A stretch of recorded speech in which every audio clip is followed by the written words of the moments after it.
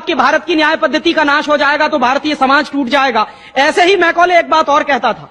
Macaulay की लिखी हुई एक चिट्ठी है मेरे पास, उसकी फोटोकॉपी। लंदन में एक लाइब्रेरी है, उसका नाम है इंडिया ऑफिस लाइब्रेरी, वहां से मैंने निकलवाई है। इंडिया ऑफिस लाइब्रेरी में से ऐसे कुछ 50,000 से ज्यादा डॉक्यूमेंट्स मैं निकाल के लाया और वहां के कई लोगों की मदद से हमने वो निकलवाए हैं। तो उनमें एक चिट्ठी है मैकॉले की, वो उसके अपने पिताजी को उसने लिखी है। जब वो यहां ऑफिसर बन के आया है तो मैकॉले क्या लिख रहा है कि भारतीय समाज को अगर बर्बाद करना है तो भारतीय न्याय पद्धति बर्बाद करो। तो वो करने के लिए उसने आईपीसी बना दिया, सीआरपीसी बना दिया, सीपीसी बना दिया और बर्बाद हुई। दूसरी बात वो कहता था कि भारतीय समाज को बर्बाद करना है तो भारतीय शिक्षण पद्धति का नाश करो। तो मैकॉले कहा करता था कि जो भारतीय शिक्षण पद्धति है, वो खुद मानता था इस बात को, यह दुनिया की सबसे ज्यादा विकसित और सबसे अच्छी पद्धति। क्या होता था, यहां गुरुकुल चलते थे, गुरुकुलों में विद्यार्थी पढ़ते थे और विद्यार्थी 20 साल तक 25 साल तक ब्रह्मचर्य का पालन करते हुए शिक्षा ग्रहण करते थे, संस्कार मिलते थे और वो संस्कार लेकर समाज में जाते थे।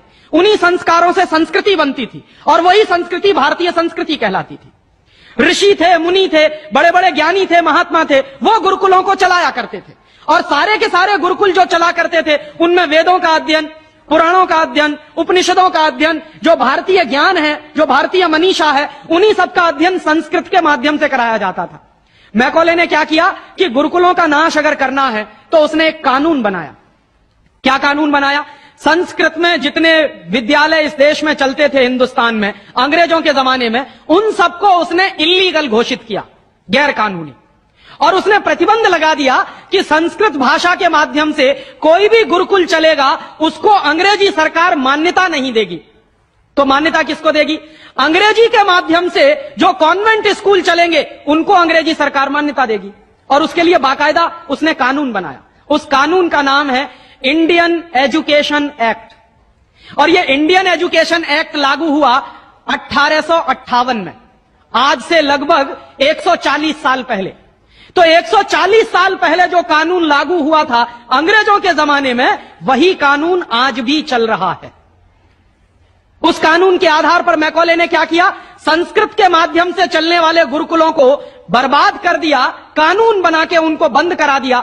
जो उनमें अध्यापक होते थे, गुरु होते थे, उनको मार पीट कर अंग्रेजी सरकार जेल में बंद करती थी। जो विद्यार्थी अध्ययन के लिए जाते थे उनको रोक दिया जाता था, उनका अध्ययन ना होने पाए उसके लिए समस्याएं खड़ी की जाती थी। और दूसरी तरफ कॉन्वेंट स्कूल चालू कर दिए और उसमें अंग्रेजी के माध्यम से शिक्षण देना शुरू किया। एक दिन उसने अपने बाप को चिट्ठी लिखी और इस चिट्ठी में उसने ये लिखा कि मैंने हिंदुस्तान में एक ऐसी शिक्षण पद्धति पैदा कर दी है जिसमें अगर हिंदुस्तानी विद्यार्थी पढ़ेंगे तो पढ़कर निकलने के बाद वो शरीर से हिंदुस्तानी होंगे, दिमाग से सब अंग्रेज हो जाएंगे। वो देख रहे हैं, अभी देख रहे हैं। तो शरीर से हिंदुस्तानी और दिमाग से अंग्रेज। तो मैकॉले दूसरी बात लिख रहा है उस चिट्ठी में कि जब वो शरीर से हिंदुस्तानी और दिमाग से अंग्रेज हो जाएंगे तो अंग्रेजों के हिसाब से सारे काम करेंगे। और वो विद्यार्थी जब कॉन्वेंट स्कूल में से निकलेंगे तो सबसे ज्यादा गालियां भारतीय संस्कृति को देंगे, सबसे ज्यादा गालियां अपने मां बाप को देंगे। कैसे? मॉम और डैड कह के। डैड माने होता है मरा हुआ और मम्मी माने होता है शव। इजिप्ट में आप जाइए, मिस्र एक देश है, वहां पे ममीज कहा जाता है किसको? मरे हुए आदमी के शव को। तो हमारी मां हो गई मम्मी और पिताजी हो गए डैड।